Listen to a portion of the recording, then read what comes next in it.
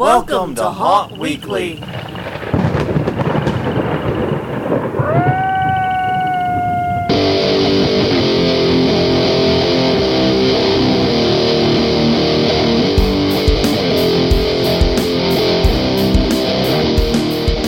Hello everyone, I'm Jonathan. I'm Crystal. And this is Haunt Weekly, a weekly podcast for the haunted attraction industry, covering everything from big mega haunts to little home haunts. Whether you're an actor, owner, or just plain aficionado, we aim to be the podcast for you. And this week, we're going to talk about tech, baby. We're going to talk... Yes. But first, we have announcements. How are you doing, Crystal? I'm doing well. Yeah, it's alright. Goofy intro this week. A little bit. Yeah, a little bit. But no, glad to be talking haunty stuff again. We don't get... Even with this podcast, I don't think we get to do it often enough. Do you? No. I'm ready to get back out. And Yeah, it's time. start making stuff again. Yes, it is. It feels we take a bit of a break, and that break is coming to an end. Yeah, we've got a conference next week. Yeah. Unfortunately, it's not Trans World, which is the week after. Yeah, and that's kind of our intro announcement. We'll just go ahead and make it. Yeah. Just a reminder to all you haunty people, if you did not know, Trans World's Halloween and Attraction Show, or the HAS show. That Sorry. sounds like... Okay. I was going with snake villain type hybrid. Yes. No. Okay. But in all seriousness, Trans World's Halloween and Attraction Show is coming up. It is March 17th through the 20th at the America Center. Salute the America Center. It is in St. Louis, Missouri. So if you are interested, you should do stuff now so you can go. Yeah, I've heard that there's a real problem finding hotels in the area. It's from Keeping multiple. up with some... That's from multiple sources. We will not be going, unfortunately, as we have said a couple of times before. We are attending South by. We're actually leaving on the 10th coming up. Correct. And we'll be gone for some time. So we're even though the dates don't overlap, just to give you an idea, I speak actually do the talkie thingy on the 15th, late in the day. Yeah. So yeah, I guess it's physically possible, but it's not physically possible at the same time. Right. Because I consider myself a reasonably athletic and energetic dude. If you couldn't tell from the podcast and the vibe I put out there, I'm sounding so 90s right now. It is making me sick. We should not have watched X-Men before Yes, doing I know. this. Okay, it's actually my fault. I proposed watching X-Men, the animated series, before we came in here, and Jubilee is just too damn 90s, alright? It's just the truth. It's just the truth, people. But yes, we will not be going. It is not physically possible. But definitely it is a great, great show. It is also for haunters, Halloween aficionados, and now they're making a special effort to include the escape room crowd. Yes. Which I consider escape rooms a type of haunted attraction personally for various reasons. Yeah, they've got some... They definitely have elements to fit in. Yeah. So, my personal tour, my personal thoughts there, but, I've thrown my hat in the ring on the escape room issue. Yeah. Like anyone actually We're cares. actually trying and in talks with, hopefully, getting some people to come on and talk about that with us. And that's something, you might have noticed we've not done a podcast yet about escape rooms. Right. We've done one. We rather enjoyed it. And you went to... Several talks at HauntCon about it. At HauntCon. And I know some, and I can, because I'm me, I can BS my way through an hour of anything. But I don't want to BS you guys. I want to give you good information with everything I do, and you do too. So we are actually recruiting people who are really knowledgeable about this stuff. Right, who are building them. And permitting them. Yes. Well, that's kind of the problem. They're not. Okay, so they're working on it. But they are. anyway. I'm making a joke at their expense, but they are seriously working on it and hoping to open an don't escape. run them off before they get on the show. They're hoping to open an escape room later this month. It's going to be awesome. Yeah. I'm not going to say too much more about who they are because they're awesome people and I don't want to spoil them. Yep. There, fair enough? Fair. All right. Fair. Fair. All right. But in all seriousness, we do have a great show for you this week. I'm really excited about this one. Yes. because we're going to talk about tech in haunting. Now, I've said it before, there are not many things we've been longer than we've been haunters. Right. I mean, if you think about it, we have been very, very active with web development longer. Yes. We've been very active with not much else. Well, you've been a writer. Yeah, I've been a writer. And I've been an artist. Yes. For longer. But that's about it.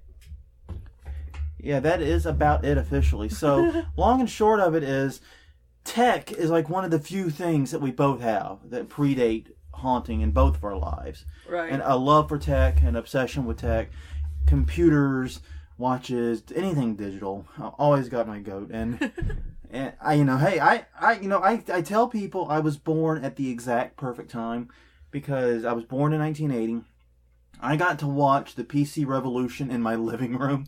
Right. For like the 86 and Tandy 2 era, all the way to where we are today with MacBooks and all this stuff. It's crazy where we're at. So, but yeah, tech and haunting.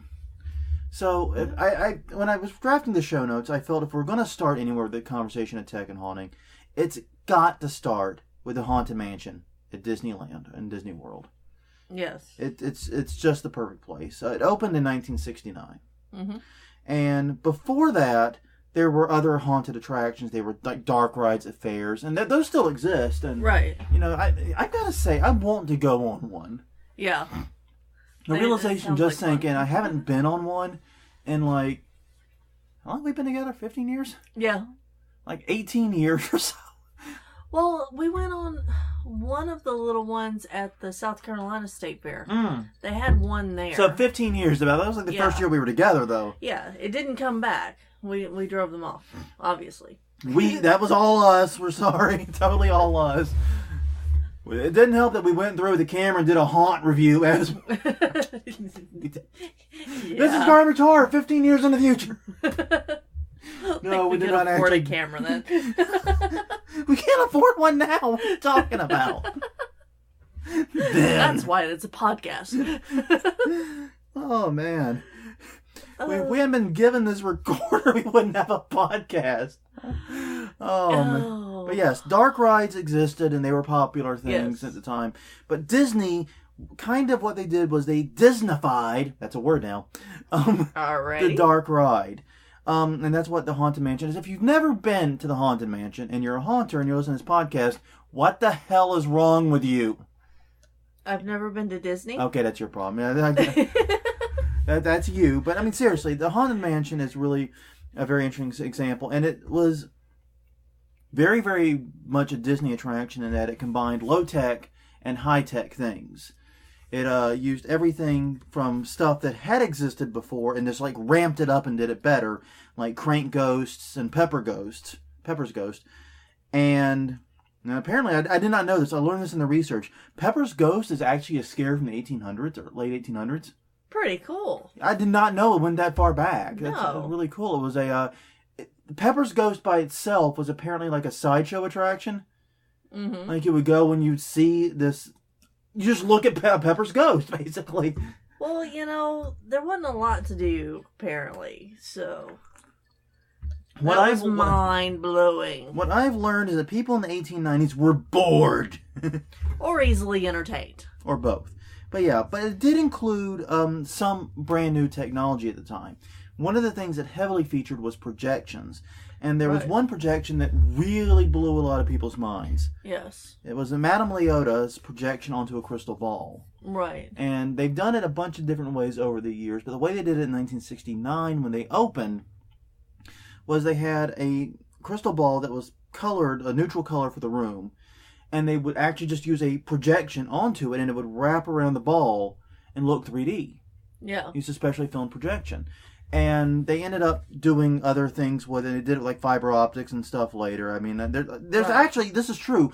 Go to Wikipedia. There is like a whole page on how they did the Madame Leota projection. It's crazy. Well, there's not only that, but there are a couple of yard haunts who use the old technology to produce the same, singing heads and stuff in their yards. You can find them on YouTube. Yeah. But what was really cool about the Haunted Mansion was that it was really the first time a haunted attraction stood out because of its tech. Right. It kind of kicked off the tech war. Right. In a weird way, because, I mean, and it makes sense that Disney would be the ones to do it. I mean... Well, yeah. Disney's Disney, man. And I mean, like I've said elsewhere, you know, the only time I've ever been truly scared at a haunted attraction was at a Disney attraction, and we'll be covering that in a later episode. Right. In fact, we talk about it in a podcast with a haunt topic. Yeah. So that hopefully that comes online soon. Can't wait to link to that. But yeah, Disney, of course, kicks off the tech war. Now, the idea of the haunted attraction was just taking off right around that time. The JC haunts, which JC, I found out this too, stands for Junior Chamber of Commerce. Oh. I did not know that. I learned a lot of stuff in researching this episode. I can tell. Did you know that? No. Okay. The JC haunts were popular because one JC discovered that this was a neat way of making money. And then basically the word went out to the JCs all over the world, over the little JC internet that existed in the 1970s or whatever. Telling them letters. Oh, it was letters and phone call. I mean, they had phones. Let's not blow this out of... They had horses too, I'm sure. And cars. Well, how do you think the letters got there? It was by horseback. Oh, okay. Duh. But yeah, the JC haunts were kind of the opposite of the Haunted Mansion. The Haunted Mansion was basically a dark ride because you get in the little car, you get driven through it. The JC haunts were either free roam or scene based, depending upon the exact haunt. But most of them were scene based at the time. And you went on your feet, and they were very low tech affairs. Yeah. You know, what we refer to lovingly as 2x4 technology. Right. Yeah, and in fact, you know, the one that we volunteered at was a Boy Scout haunt, but yeah, same principle. Boy Scout haunt, but it was the same type of affair, I would imagine. Yeah, and you know, build walls, build scares, rely heavily on human actors, volunteers, to scare people, and yeah, it was fairly a straightforward affair. It wasn't really until the 1980s that what we think of as the more modern professional haunt began to take off. And with commercial haunts came... technology. And more money, which became technology. That's what I was thinking. We misread.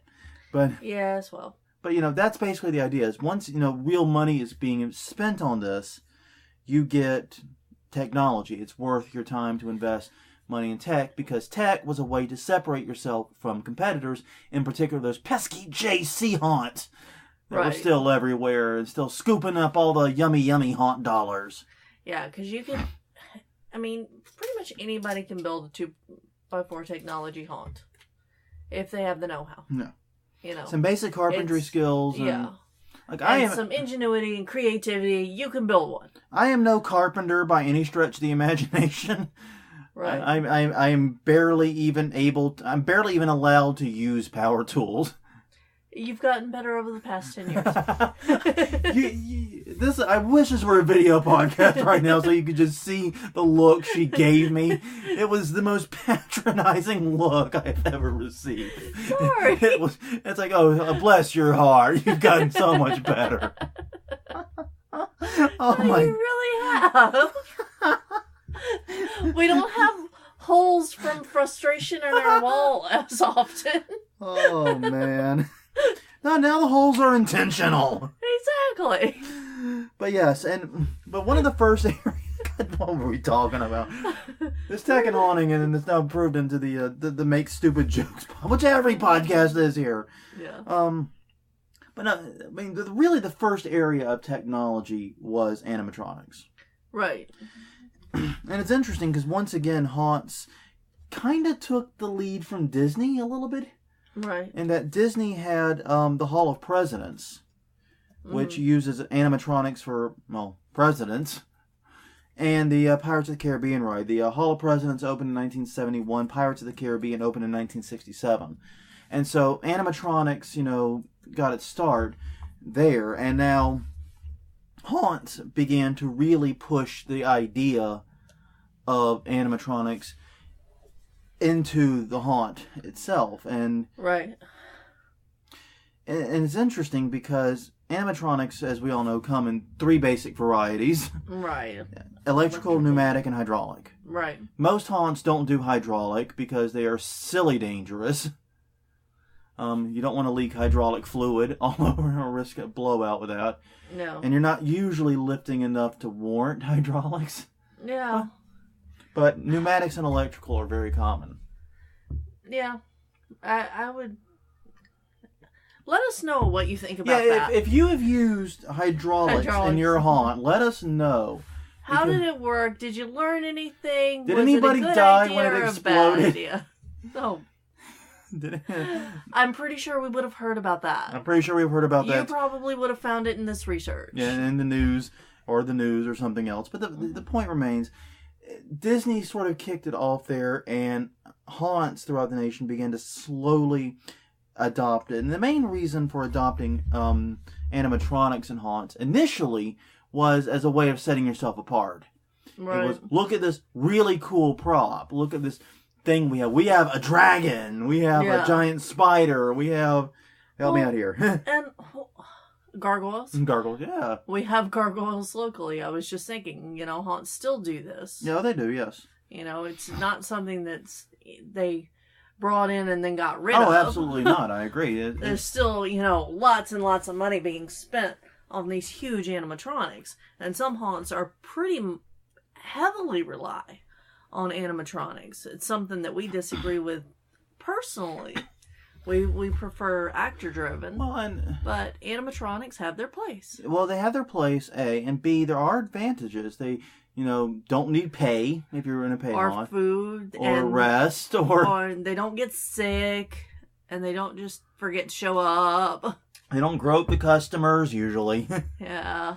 They don't need makeup every night. Yeah. Animatronics can add something to the haunt if they're used correctly. And like I said, in the 80s, it was really, really amazing because animatronics were a thing of Disney.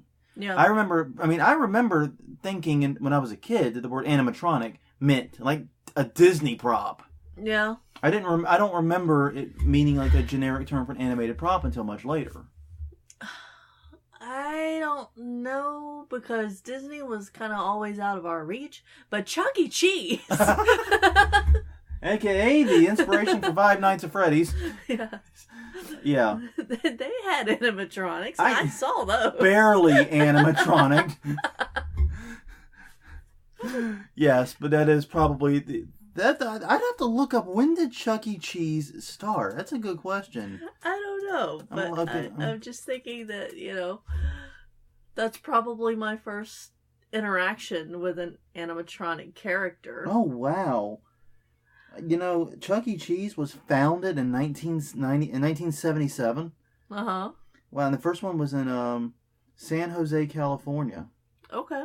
Interesting. And I learned, by the way, I never had Chuck E. Cheese growing up. Oh, okay. I had Showbiz Pizza. Oh. Which was basically the same damn thing. Yeah. But I grew up in South Carolina. Yeah. We didn't have no fancy Chuck E. Cheese. Oh, in Texas it was Pistol Pete's. But yes, I forget about those animatronics because, A, they suck. Yeah. And that's why Five Nights at Freddy's is so damn creepy. Well, I don't know. I was always kind of mesmerized by them and wanted to know how they worked and how to build them. Little servos inside operating the mouth and all that. Yes. Yeah. I actually would go and watch the show every time while I was there, okay? All right. Well, yeah, you couldn't help it. They ran the damn thing so often, you really couldn't avoid it. Yeah. Unless you were, hiding out in the arcade. Yeah. Or the ball pit. Or the ball pit, but yeah. But no, it's really interesting because, like I said, and that's kind of the thing. Because Chuck E. Cheese, or Showbiz Pizza, or whatever, used animatronics in the same way. Right. That was their hook. That lured people in. Yeah. Come see the animatronics. Normally you can only see this crap at expensive places like Disney World. Exactly. But you can see it here, and mind you, it's like half as good as Disney's. But it's free with the pizza. Not exactly. You get food for the price of seeing the animatronics. Buy the tokens. Yes. Yeah, that's a good and point. And for people who haven't seen anything better, at that point especially, it was cool. Yeah. Now, other things did start becoming used for more practical, less showy purposes. Right. And two of the big ones were pressure pads. Yes, this is Jonathan getting back on topic. Yeah, I know, sorry. That's okay. We got sidetracked by Chuck E. Cheese, man. That's going to happen. We're halfway through this podcast. We're about just a little bit shy halfway through. And I know we're going to want to talk about computer stuff. Probably. Yeah, so, but yeah, so, like, it's interesting because you had the technology elements which were very, very customer facing, like the animatronics, and you did have some haunts that made use of the projections and so forth that you saw at Disney World, but you had an increasing amount of technology that was not customer facing. Right. When, like, in fact, it was meant to be customer invisible, though some haunts make it more invisible than others. Yeah, I think that part has grown significantly. Yeah. Right. And pressure mats have been around for a long time. Right. The idea of pressure pad activation for props has been around for a long, long time. Right. And nowadays, you can actually buy pressure pads at like Harbor Freight for a few bucks. Yeah, I think they're $4 last time I checked. They're terrible They're quality. Unreliable, and you get what you pay for. I do not dispute that. I'm just saying they're everywhere now. That's the point I'm trying to make. But yeah, so it was interesting because they brought in all the showy stuff, and then they realized, oh crap, if we don't have a way to activate this, we still need an actor. Right, we need some way to time it to the customer. Yeah, and the solution initially was pressure pads, but pretty quickly laser trips became popular too. Early in, I don't know exactly when, but I remember laser trips. Even I think I remember them even on like the double zeros and so forth. Right, being pretty common. Mm-hmm. And that's pretty amazing considering laser pointers were just becoming a big thing. Yeah, well, there's laser trips, and there's also there were a lot of hacks, and there still are, for like motion sensor lights. Yeah. So that whenever a customer would walk in front of the sensor, it would start to activate the props. Yeah, and it's kind of bizarre because it's like when tech first entered haunting in general, it was all about what can we show the customer, what can we hook them. Right. And then haunters realized, oh crap, we need to use tech, for our benefit too. Right. And slowly, ever since then, increasingly tech has been more and more and more about behind the scenes stuff in haunting. Yeah. Which is, like, that's the trend I've noticed in researching this. Mm-hmm. Now, and the reason for this is, of course, with increased automation, you get much better reliability. Right. Humans, as we talked about, need breaks. They falter. They make mistakes. Yeah. Laser trips do not make mistakes, hopefully. If it's not a faulty laser trip. Yeah. Yeah. Sorry, I was just thinking about those, documentary, and I put as many air quotes around that as possible, where the people go to the haunted houses, and there's always some kind of criminal element there. Oh, that works there. The house is October built. Yeah, that's going to be a separate episode. That was one example, but there have been others that claim to be documentaries that were like that. I'm just thinking, it'd be impossible for that if all haunts were completely automatic. Well, and animatronic. Remember, we talked previously about how we went to a totally automated haunted attraction. Yes. At Eckert's Fun Farm. Yep. So that's interesting. We have been to a totally automated haunt. I would not say it was the most impressive experience of my life. No, but it was interesting. It was very interesting from a theoretical standpoint. Yeah. And that's all I have to say about that, Jenny. Yeah. Basically, if we were doing the we watch a show, web series called Extra Credits about games. And they do these are games that are interesting, but not necessarily good. Games you might not have tried as the series. Yeah. And basically they say, these are games that are interesting. Some are great. Some are just interesting and useful from some kind of game design or... Right, you could build off of it if you wanted to. It's good for inspiration for a new way to think about it. Yeah, and it's not necessarily going to be the greatest game you ever played, but it's going to be something to get you thinking. That's what that was. Right. So, but it's another example of technology and haunting there. Of course, that one was almost all push button. Yeah. So, but yeah, you also need fewer actors whenever you lean more on automation, and you can have your actors that you do have doing more, because if you've got actor, animatronic or something going, or a digital effect or something, and then you've got another actor scare, the same actor might have time to get between those two scares. Right. So you can actually, in some cases, more than a third of your actors that you need, if you do it smart. Yeah. And we've been to haunts, and, I would say, honestly, I gripe to say this, but The Darkness is one of them in my experience, where it was so heavily reliant on technology. Right. And so unreliant on actors. And it was a little bit of disappointment. That being said, the actors outside The Darkness are literally the best I think I've ever seen in any haunt I've ever been. But, yeah. But still, that's another separate conversation. Now, what has changed most notably in our time in haunting, I would say 10 to 15 years or so, has been the computer revolution reached the inside of the haunt. Right. In a big, big way. Well, yeah, because it's easier to control everything if you network it all together. Mm-hmm. Yeah, and that's really, really been the thing, is that computers have gotten smaller, they've gotten cheaper. You can buy, Raspberry Pis for $35 right now. Yeah. $35. Yeah. That is cheaper than the prop it will activate by a factor of a lot. Yeah, and, there's usually some younger person, sometimes older person on the staff that can know how to set up this, but there's also consultants that specialize in working with haunts on getting this computer brain set up so that they can network everything. Yeah, and that's really been kind of the direction the haunt industry's been going in tech, and what I've been seeing is haunts are using what I like to think of as digital or computer brains. Right. There's somewhere inside a haunt, there is a war room type environment where, they obviously have security monitoring and all that stuff, but they also basically have the computers, and sometimes it's even like an actual rack of servers that run the haunt.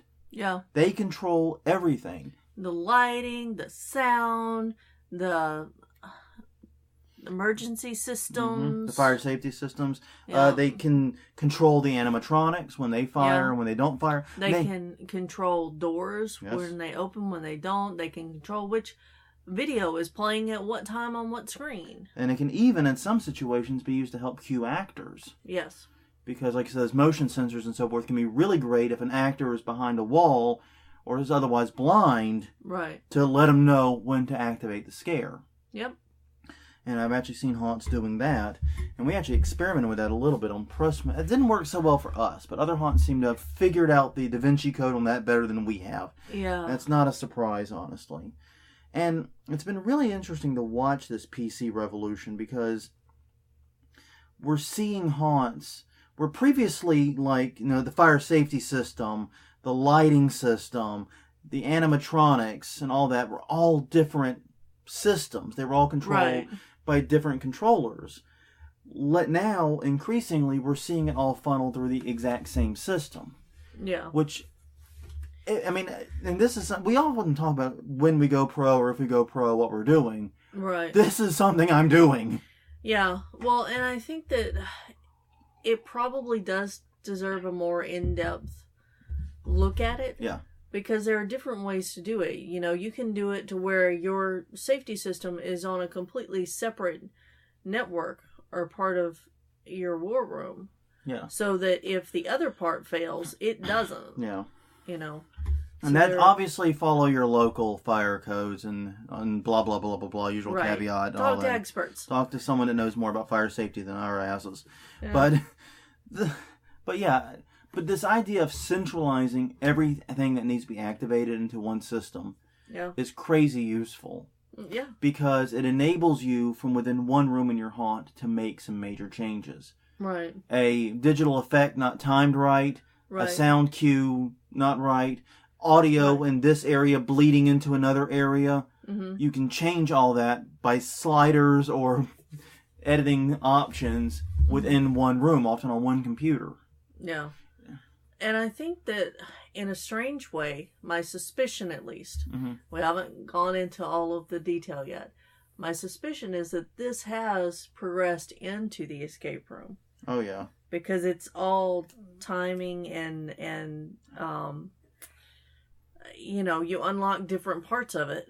Yeah. Through mechanisms, and that has to be ran together. Yeah, I'm really looking forward to our convo with the escape room guys. We might have to make that a two-parter, honestly. Yeah.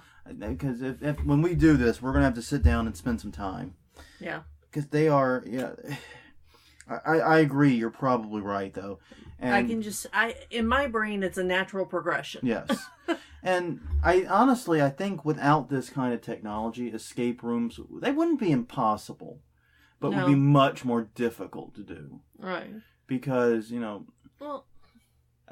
an escape room is a series of puzzles, but it involves tight control, tight monitoring, and the ability to adjust the action on the fly.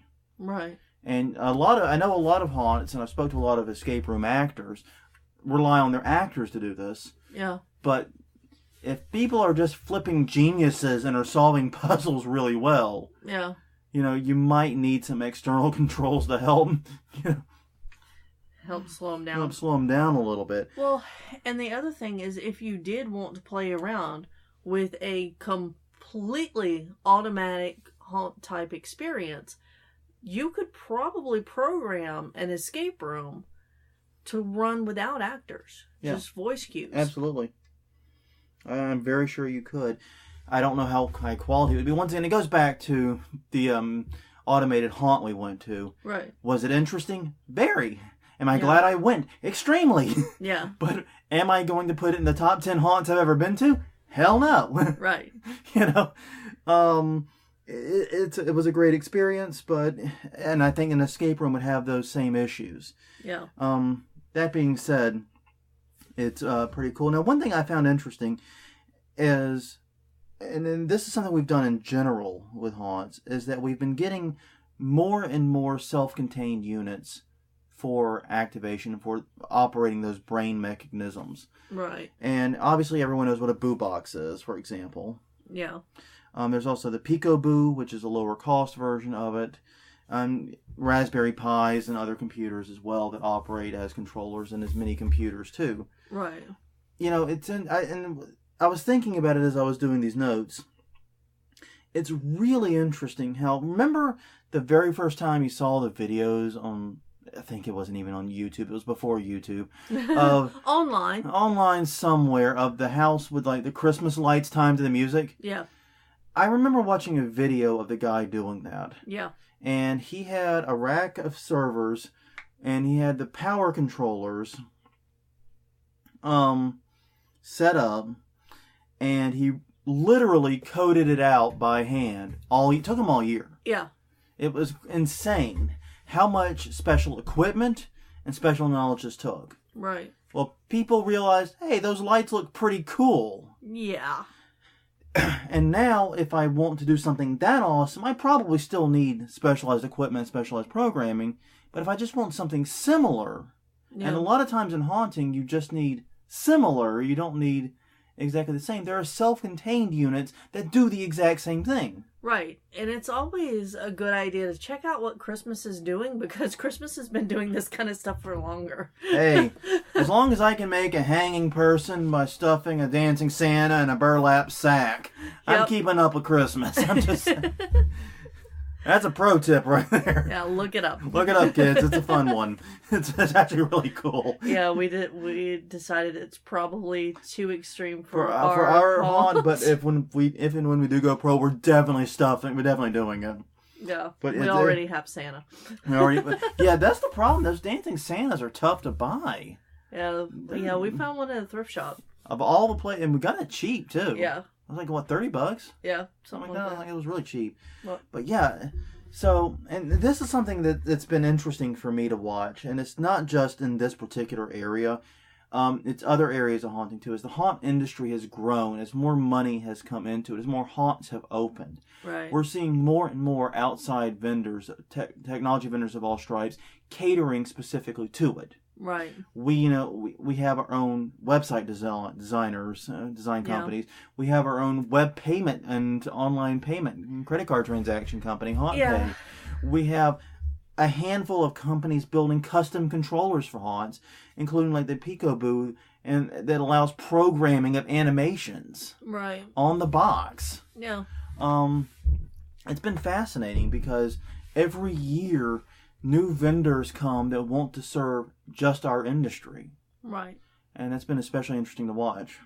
Yeah. But yeah, technology has not just remained behind the scenes. There are other technologies of interest, as it turns out. Nope. Nope. Not okay. We're done. Okay, pack it up. We're done. Crystal said no. Pack it up. It's over. Go home.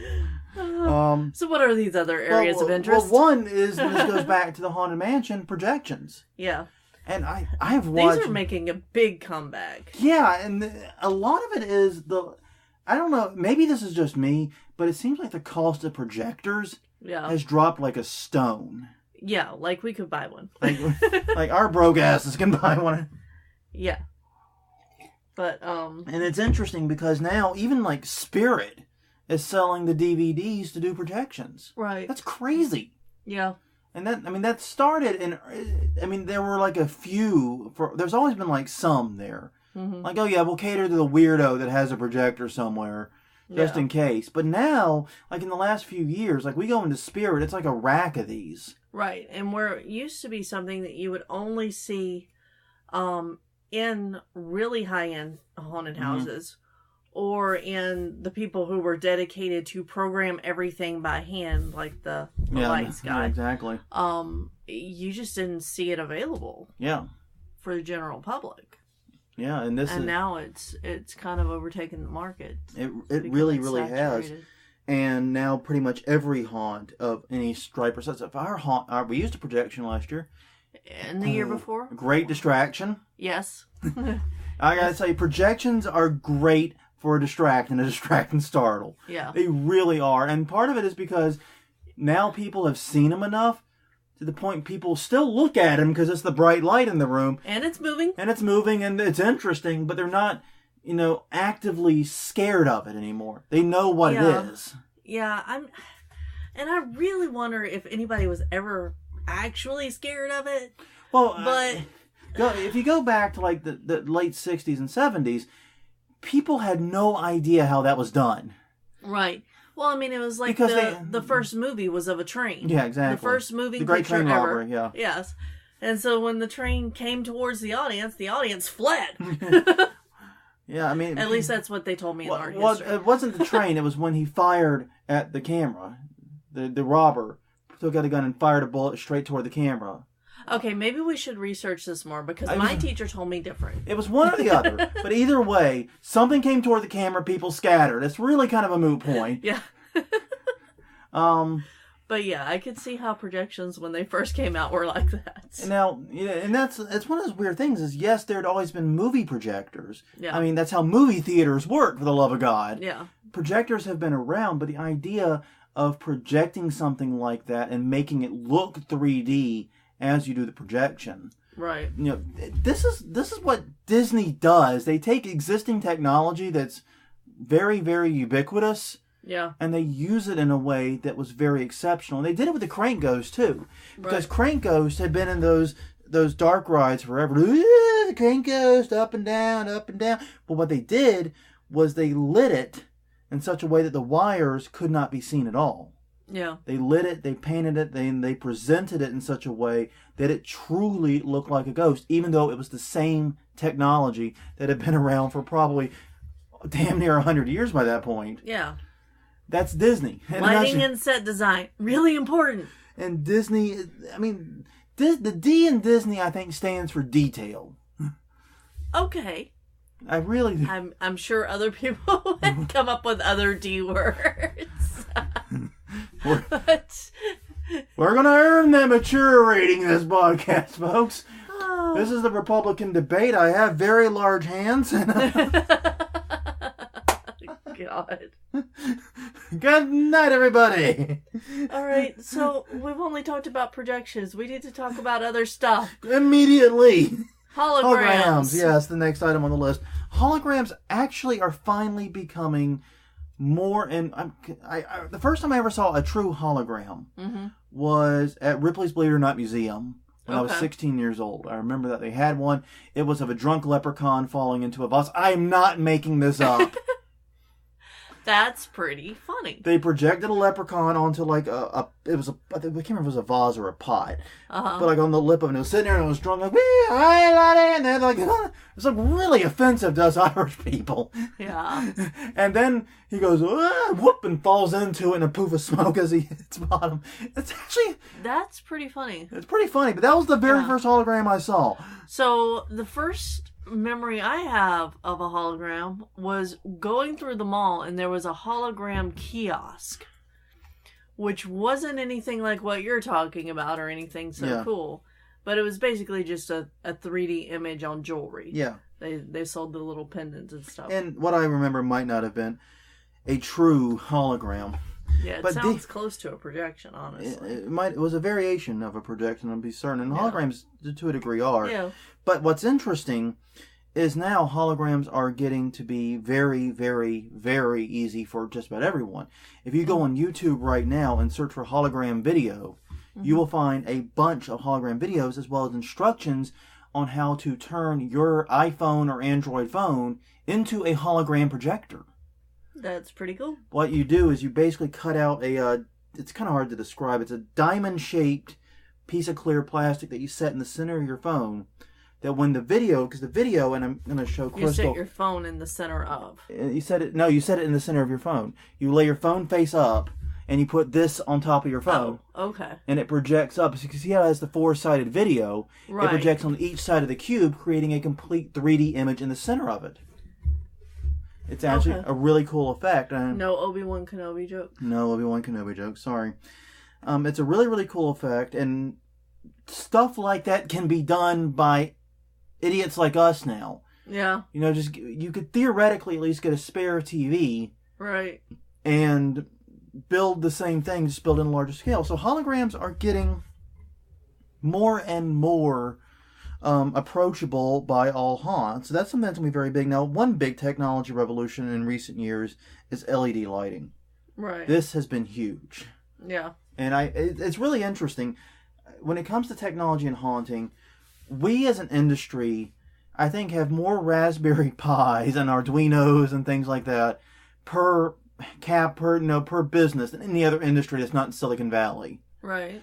And I also think we were the first industry to really fall in love with and adopt LED lighting. Yes. We love them. We love LED lighting. LED lighting is better in almost every way, other than initial cost. It is better in every way. It runs cool. It uses so little power that fire code actually struggles with it. Right. It isn't in a lot of fire codes. That's one of the things I learned. It's a bit like how your Prius struggles with emission tests sometimes. Yeah. But it also allows for you to change color. Right. It allows you to change intensity super easily. Yeah. And it's easy to spotlight. It's easy to turn into a blink bulb. Yeah. It's perfectly flexible in almost every way. Right. It's like God himself made a light bulb. Is what it's like. And it can even be turned into like LED strips. I mean, I'm constantly blown away by LED lighting because I remember burning my hand on light bulbs growing up. Anyone who's like over the age of 25 probably does. Probably. So yeah, LED lighting. We've also as an industry very quickly adopted surround sound. Yes.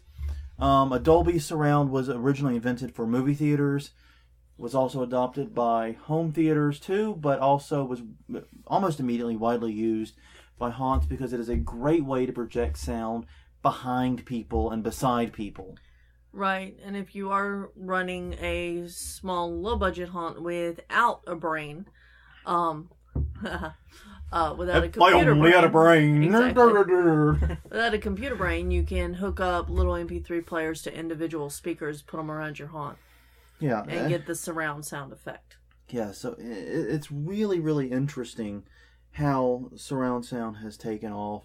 And, of course, other 3D effects that we have seen, such as the LCD panels and so forth that appear to be 3D, right, have really changed haunting.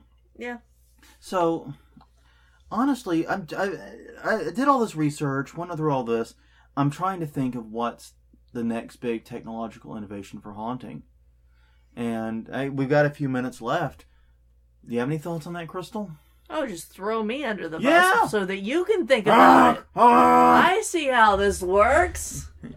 Yeah, no, totally. But well, the reason I ask is because, we have seen obviously a lot of different innovations come and go. We've had the 3D haunt, like the 3D glasses haunts, right, that were really popular for a time, and there's still a few places to do it. House of Shock here does it now, and Darkness, of course, still does it. Yeah, but.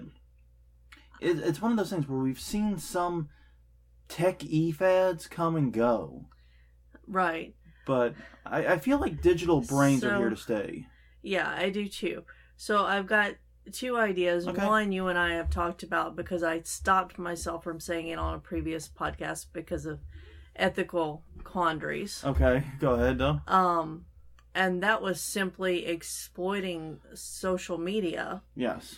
To get images of your customer to project onto picture frame walls kind of thing. Well, or to fill up a room with their images.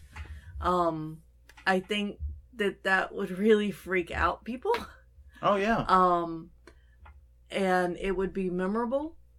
I'm not sure about the ethical side of that. But it seems like if they're putting it out there, Well, that is one of the things I've complained on this show multiple times, and will continue to complain. Yeah. That our industry sucks when it comes to web stuff. Right. In general, that is our weakest tech link. Right. We already did one episode about web design. We're gonna probably do several more. Yeah. Along those lines, maybe including one about social media in particular. Yeah. But the idea of bringing the internet into the haunt is a very interesting idea, and it's something that can be done. If it can be done in an ethical and safe way, it can be very, very effective, because the internet is a way to bring something from the outside world into the haunt. Right. And to present something to the customer that maybe you should not be able to present to them. Right. Whenever we were talking about the legendary house that, the guy goes home and he's still in the haunt. Yeah. That's what got me thinking, okay, well, how could you actually bring somebody's home life to a haunted house? And you can't, obviously. We can't build every house in the country. No, but you can bring in images from their life that they aren't expected to see in your business. Yeah. And social media makes that possible. Yep. And it's a very interesting lesson about social media in general. It's a very scary lesson about... Yes, it is. Everybody will go home and delete Facebook if you do that. Yeah. We had about, a 3-hour discussion about... the ethics of it, and we didn't come up with any good answers. How it would work. The other thing I was thinking, though, that would be cool would be to have moving projections. Mm-hmm. So that it starts out at one part of the room and moves across the room. It's projected onto different mannequins or whatever. So they're put the projector on a slide or something. Yeah. That'd be cool. I think for me, what I'm noticing in general with the internet, and I think is going to become more and more popular, I think the next big wave of haunting is we're going to see the appification of running a haunt. Yeah. Because right now we have all these digital brains, but they're still not super easy to manage and set up. Yeah. And that's where there's some room for disruption, I think, is we're going to see companies come in, like we're seeing for mining companies, we're seeing it for hospitals. Right. Come in and create apps and create tools that are out of the box, able to run and operate haunted attractions. Right. There was a person at HauntCon that had built the switches and basically Puzzle Tech, I think. Yeah. Was the name of the company. I think you're right, yeah. I know it had puzzle in the name. but basically they build all of the tech for the escape rooms. Yeah.